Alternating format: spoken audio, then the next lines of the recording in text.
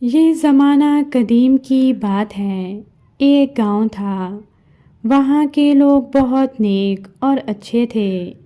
اس گاؤں میں ایک شخص احمد علی رہتا تھا، جو تھا تو بہت ہی غریب لیکن نیک انسان تھا۔ اس کی ایک بیٹی تھی جس کا نام نوری تھا۔ وہ 8ویں جماعت کی طالبہ تھی۔ احمد علی کی خواہش تھی کہ اس کی بیٹی اعلیٰ تعلیم حاصل کرے۔ احمد علی پیشے کے لحاظ سے ایک کسان تھا اور گاؤں کے چودھری کی زمین پر کام کر کے اپنا اور گھر والوں کا پیٹ پالتا تھا۔ چودھری بہت ہی ظالم اور مغرور تھا۔ جو بھی کوئی اس کے پاس اپنا مسئلہ لے کر آتا، وہ اس سے بہت ہی برا سلوک کرتا اور ان کی دل آزاری کرتا۔ ایک دفعہ ایک بوڑھی عورت کا چودھری کے گھر کے سامنے سے گزر ہوا۔ اس عورت نے چودھری کے نوکر سے پانی مانگا۔ اسی اثنا میں چودھری نے اس کی آواز سنی تو وہ غصے سے بولا، دفع ہو جاؤ، اور اس کی بہت ہی بے عزتی کی۔ بوڑھی عورت بہت ہی پیاسی تھی۔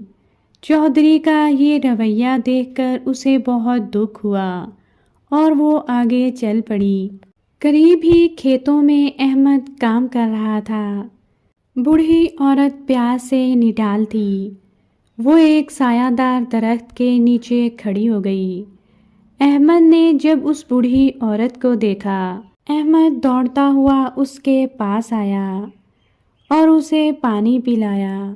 بوڑھی عورت نے خوش ہو کر احمد کو دعا دی کہ اللہ تعالیٰ تمہاری ہر خوشی پوری کرے۔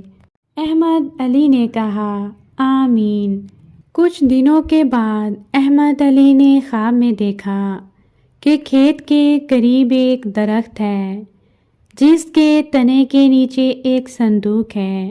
وہ صندوق زیورات سے بھرا ہوا ہے۔ صبح سویرے احمد علی کام کرنے کے لیے کھیتوں میں چلا گیا۔